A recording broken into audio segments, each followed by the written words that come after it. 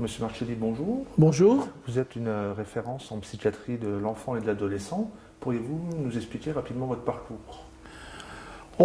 C'était assez simple. Après avoir fait des études de médecine à Paris, avoir fait le cursus, j'ai été universitaire pendant de longues années à la faculté de médecine et à l'hôpital de Poitiers. Et depuis donc quelques années maintenant, je suis à la retraite. J'ai été également président de la Société française de l'école des parents et des éducateurs pendant 4 ans. Et maintenant, je suis président de la Société française de psychiatrie de l'enfant et de l'adolescent. Voilà, je suis psychiatre, on va dire, généraliste, plutôt d'inspiration psychanalytique. Et donc vous avez travaillé beaucoup sur cet âge particulier de la vie qu'on appelle l'adolescence. Qu'est-ce que vous pouvez nous en dire? Effectivement, je me suis spécialisé un peu dans l'adolescence, bien qu'au départ, je m'occupais aussi bien des petits-enfants, des enfants que des adolescents. Pour ce qui concerne l'adolescence, dire que l'adolescence est l'âge de la crise, bon, ça n'avance à rien. L'adolescence est une période de réorganisation de soi, de réorganisation de l'image de son corps, de réorganisation de ses émotions, de réorganisation même de sa pensée et de ses cognitions. Plusieurs auteurs tels que Piaget ont montré qu'il y avait des remaniements importants sur le plan de la pensée. Et l'adolescence est l'âge effectivement d'une réévaluation de ses relations sociales, en particulier évidemment avec les parents, mais aussi avec le monde extérieur, les amis, etc. Donc ce grand bouleversement provoque chez tout individu, entre un âge qui commence souvent autour de 13-14 ans et qui se termine, là c'est plus compliqué à dire, puisque la société semble effectivement maintenir les êtres humains dans un état d'adolescence parfois attardée. On en sort dans le courant des années de la vingtaine. 20 ans, 22 ans, 23 ans, ça dépend un petit peu déjà. Alors bien entendu, pendant toute cette période, il y a des étapes. Un adolescent de 12, 13, 14 ans, c'est pas tout à fait la même chose qu'un jeune presque adulte de 17, 19, 20 ans. Il y a donc des modifications qui se produisent et une sorte de chronologie de l'adolescence, aussi bien sur le plan physique, qui est la puberté. La transformation du corps, c'est ce qui caractérise l'entrée dans l'adolescence et ce qui domine les 2-3 premières années de l'adolescence. Puis ensuite, je dirais, l'éloignement du milieu familial. J'entends par éloignement le besoin de sortir du havre parental pour aller vers les autres, vers des copains, des copines, etc. Puis dans la troisième partie de l'adolescence, l'inscription dans une sorte dans le métier, dans la destinée sociale.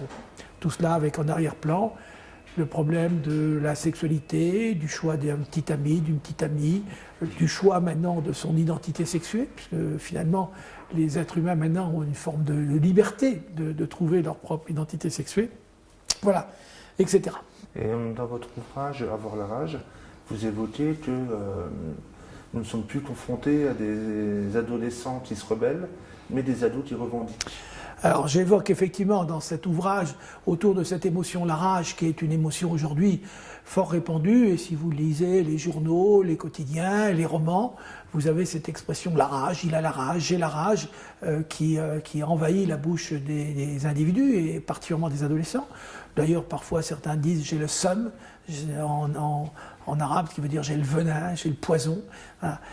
Cette rage effectivement habite aujourd'hui les adolescents qui, je dirais, ne sont plus élevés peut-être comme les enfants d'il y a, on va dire, d'il y a 30-40 ans, ou enfants pour lesquels, dans l'éducation, et ça, depuis des millénaires, ça a toujours été comme ça, le rapport à l'autre était plus important que le rapport à soi. Qu'est-ce que je veux dire par là?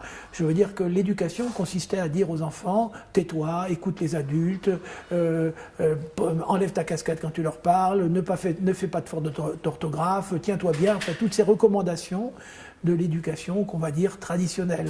Donc dans cette éducation traditionnelle, le rapport aux autres, voilà, écoute les autres, attends avant de parler, l'emportait sur le rapport à soi.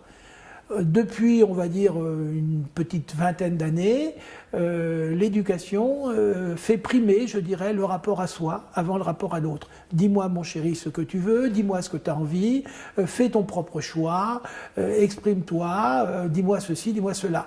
Et on voit bien que dans une quête, je dirais, de supposé bien-être et de supposée santé psychologique, le rapport à l'autre est perçu comme presque une entrave face à l'épanouissement de soi. Ce que les parents aujourd'hui cherchent avant tout, c'est à obtenir que leur enfant aille au maximum de son potentiel et soit épanoui.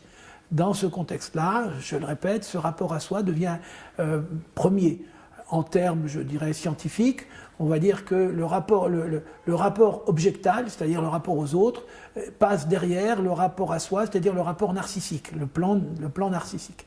Ça a conduit au niveau des adolescents, à travers toute cette crise, ces adolescents traversent une période de vulnérabilité extrêmement importante, qu'on pourrait dire une vulnérabilité narcissique.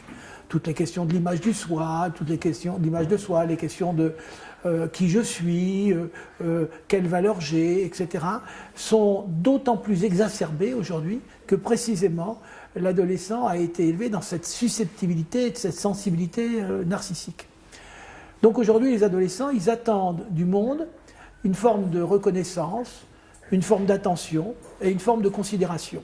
Reconnaissance, attention, considération, je dirais que c'est les trois ingrédients, les trois engrais qui permettent à l'individu de se sentir bien dans la société.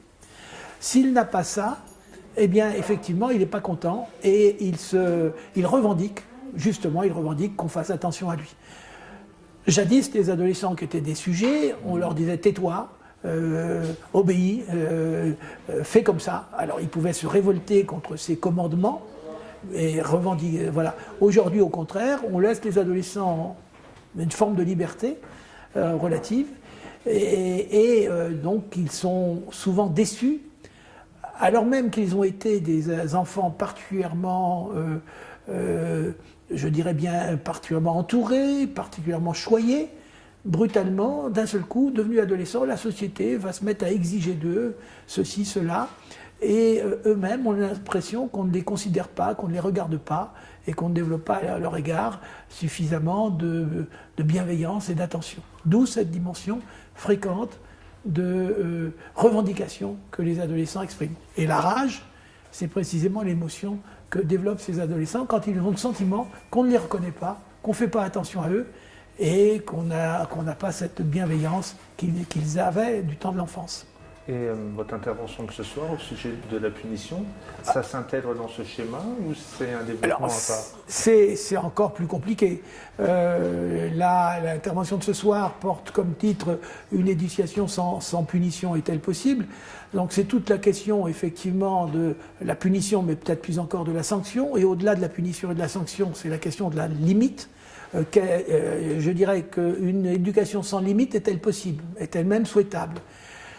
C'est précisément ce qui se passe aujourd'hui dans la petite enfance. Quand je dirais, quand c'est pas très bien compris, quand on y fait ton choix, qu'est-ce que tu as envie, les parents entendent parfois, il faut laisser l'enfant faire tout ce qu'il veut. Ce qui est une très grosse erreur, parce que plus on laisse un petit enfant faire tout ce qu'il veut dans la petite enfance, plus quand il va entrer dans la société, soit à l'entrée à l'école primaire, parfois même maternelle, soit bien entendu avec l'adolescence, l'entrée dans la vie sociale, eh bien ça sera de plus en plus douloureux pour lui que de ne pas toujours être considéré pour lui-même, dans ses propres désirs, etc. etc. Donc c'est pas directement central sur tout ce qu'on vient de dire, mais c'est un peu périphérique quand même. J'ajoute quand même que cette conférence, effectivement, elle est organisée dans le cadre des actions de l'EPE de la Moselle, et je remercie aussi bien la présidente de l'EPE de la Moselle que la directrice Marjorie Micor de cette invitation par l'intermédiaire de la mairie et de la municipalité de Metz. Donc la punition est du registre moral. Du registre moral, bien, c'est le bien et le mal, et c'est dirigé vers la personne. Alors que la sanction, on s'intéresse à l'acte. Voilà, je suis désolé, mais ce que tu viens de faire, c'est une erreur, on ne doit pas faire ce genre de choses. Voilà, on s'adresse à l'acte, et elle est du registre du vrai et du faux, et pas du bien et du mal, de l'erreur ou de la non-erreur. Voilà. Et donc, on peut effectivement sanctionner cet acte.